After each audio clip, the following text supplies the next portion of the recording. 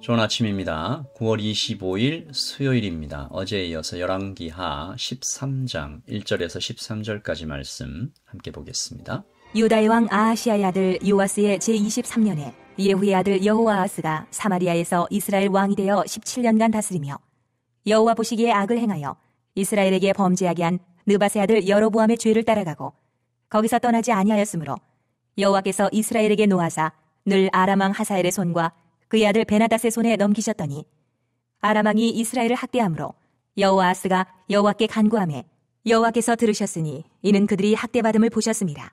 여호와께서 이에 구원자를 이스라엘에게 주심에 이스라엘 자손이 아람 사람의 손에서 벗어나 전과 같이 자기 장막에 거하였으나 그들이 이스라엘에게 범죄하게 한 여로보암 집의 죄에서 떠나지 아니하고 그 아래서 따라 행하며 또 사마리아의 아세라 목상을 그냥 두었더라. 아람 왕이 여호아하스의 백성을 멸절하여 타작마당에 티끌같이 되게 하고 마병 50명과 병거 10대와 보병 10,000명 외에는 여호아하스에게 남겨두지 아니하였더라. 여호아하스의 남은 사적과 행한 모든 일과 그의 업적은 이스라엘 왕 역대 지략에 기록되지 아니하였느냐. 여호아하스가 그의 조상들과 함께 잠에 사마리아에 장사되고 그 아들 요아스가 대신하여 왕이 되니라. 유다의 왕 요아스의 제37년에 여호아하스의 아들 요아스가 사마리아에서 이스라엘 왕이 되어 16년간 다스리며 여호와께서 보시기에 악을 행하여 이스라엘에게 범죄하게 한 느밧의 아들 여로보암의 모든 죄에서 떠나지 아니하고 그 가운데 행하였더라. 요아스의 남은 사적과 행한 모든 일과 유다 왕 아마샤와 싸운 그의 업적은 이스라엘 왕 역대 지략에 기록되지 아니하였느냐. 요아스가 그의 조상들과 함께 잠에 이스라엘 왕들과 함께 사마리아에 장사되고 여로보암이 그 자리에 앉으니라. 아멘. 하나님의 말씀입니다. 한 번 더 읽으시면서 묵상하시겠습니다.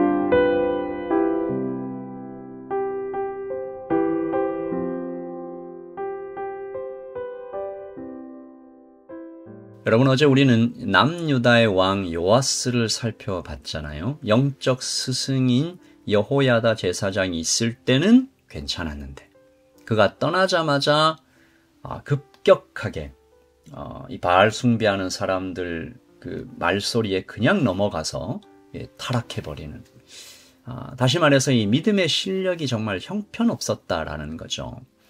오래전에 읽은 책인데 바운드리라는 책에서 나오는 한 이야기를 좀 소개합니다. 한 부모님이 아들을 데리고 카운셀러를 만나러 갔어요. 아들이 너무 산만하고 자꾸 사고를 치고 문제가 많은 거예요. 어찌해야 되겠습니까? 라고 카운셀러에게 물으니까 카운셀러의 말이 뜻밖입니다. 제가 잘 들어보니 이 아이가 이렇게 된 것은 아이의 잘못이 없고 모두 부모님 때문입니다. 부모가 좀 마음이 상하잖아요. 아니 그게 무슨 말이냐. 우리가 아들을 위해 얼마나 많은 수고를 했고 제대로 가르치고 다 했는데 이게 왜 우리 탓이냐 화를 내니까 카운셀러의 그 다음 말이 제 마음 안에 오랫동안 남아 있습니다. 카운셀러가 이렇게 얘기하죠. 부모님, 바로 그겁니다. 당신의 아들은 지금까지 한 번도 자기 문제를 가져본 적이 없습니다.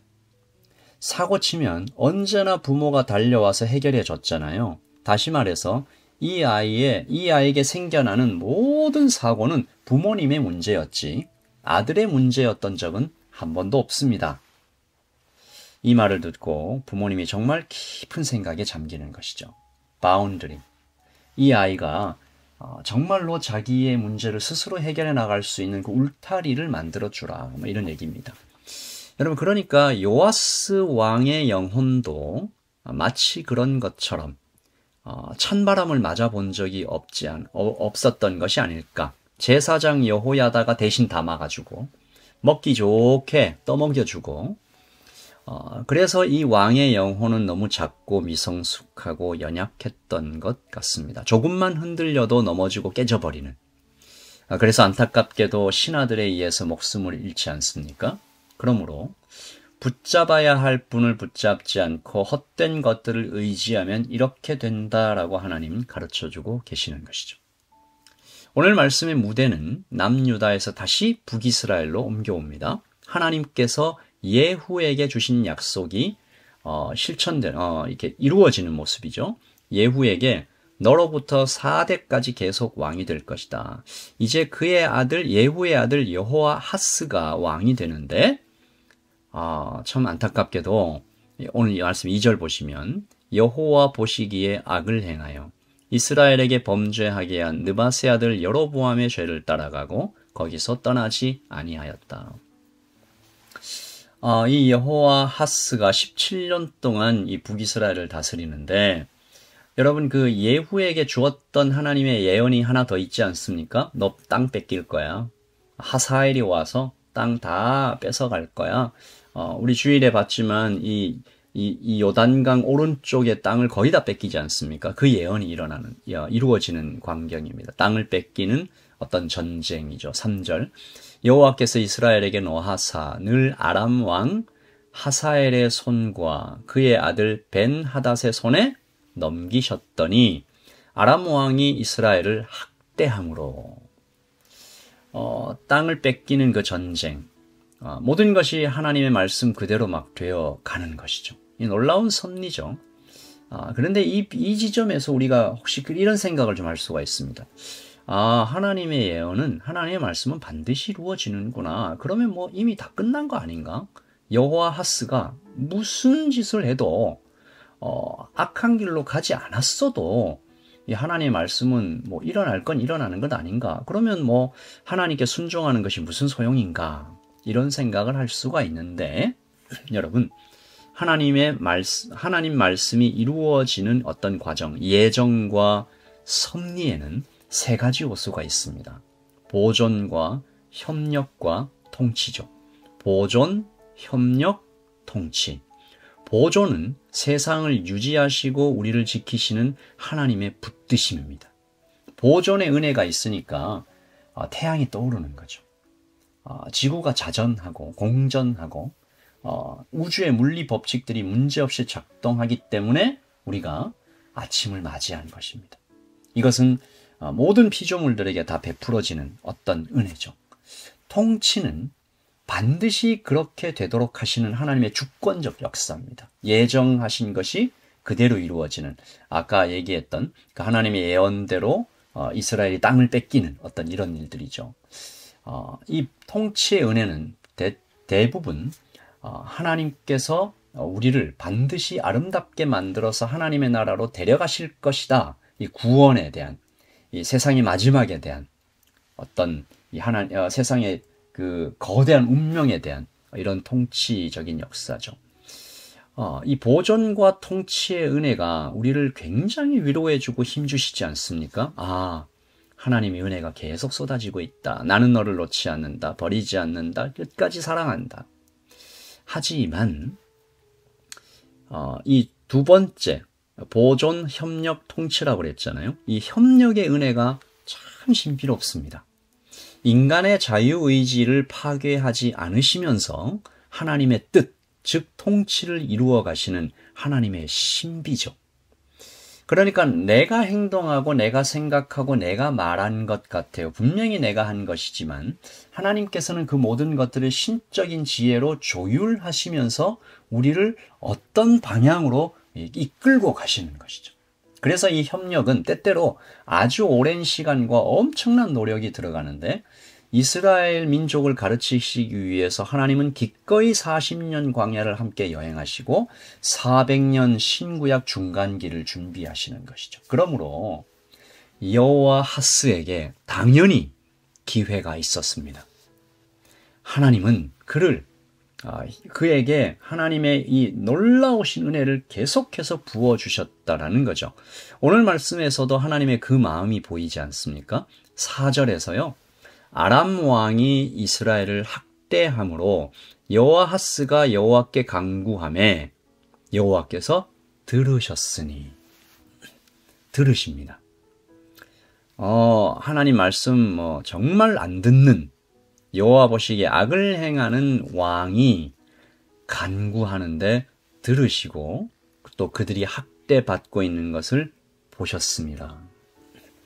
그리고 행동하십니다. 5절.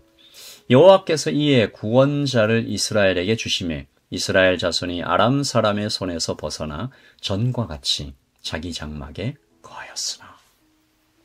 굉장한 은혜를 주신 거죠. 전쟁에서 이기게 하신 거죠. 어떤 구원자인지는 나와 있지 않습니다.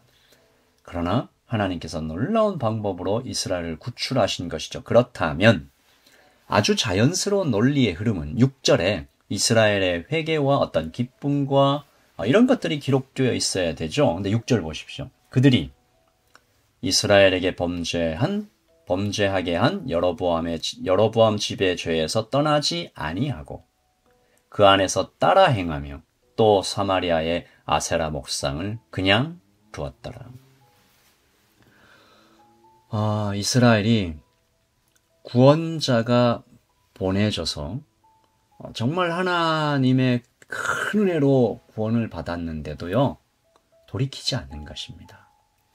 그래서 그 결과로 이어지는 7절이 나타나는데, 제가 이 7절 말씀을 읽고 좀 마음이 먹먹했습니다. 7절이죠. 아람 왕이 여호아하스의 백성을 멸절하여 타작마당에 티끌같이 되게 하고 마병 50명과 병거 10대와 보병 10,000명 외에는 여호아하스에게 남겨두지 아니하였더라. 분명히 5절에 아람 사람의 손에서 벗어났다고 그래요. 구원자가 왔었어요. 그런데 죄에서 떠나지 않으니까 아람 왕이 다시 온 거죠. 이때는 어느 정도로 크게 이스라엘이 패배했냐 하면 마병 50, 병거 10대, 보병 10,000명만 초라하게 남은 그런 나라가 된 거죠. 여러분, 불과 40년 전에 아합 왕 때는 이 북이스라엘의 병가가 2,000대 있었습니다. 지금은요 10대 남았다. 200분의 1이죠. 말씀은 이 이스라엘의 현재가 타작마당의 티끌 같았다.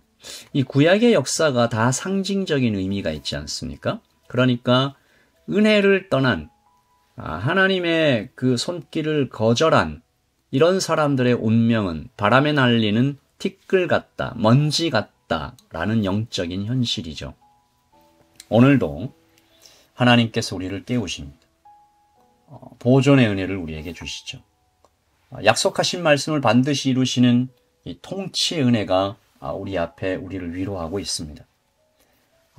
동시에 하나님께서는 끊임없이 쉬지 않고 우리와 협력하고 계십니다. 이것을 믿고 오늘 걸어가는 것이죠. 하나님의 어떤 은혜가 우리에게 임했을 때 감사하고, 또 우리에게 약함과 결핍이 있을 때 이것을 가지고 또 하나님께 나아가고, 하나님, 바람에 날리는 먼지 같은 이런 인생으로 살 뻔한 우리의 오늘을 하나님께서는 당신의 자녀로 불러주신 것에 대하여 감사하며 나아가는 오늘 하루 우리의 평생이 되기를 소원합니다. 제가 한번 기도하겠습니다. 하나님 아버지, 오늘도 하나님께서 우리와 함께 하십니다.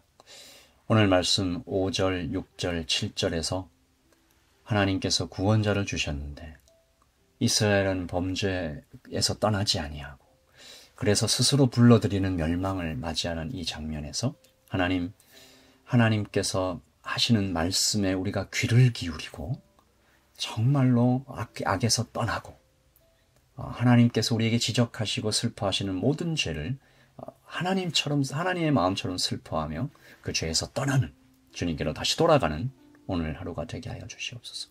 오늘 이 아침에 말씀 듣는 예배하는 모든 형제와 자매들에게 주님으로부터 멀리 떠나 있는 사람이 있다면 오늘 이 시간 주님께 급히 달려가 그분의 품에 안기는 우리 모두가 되게 하여 주시옵소서.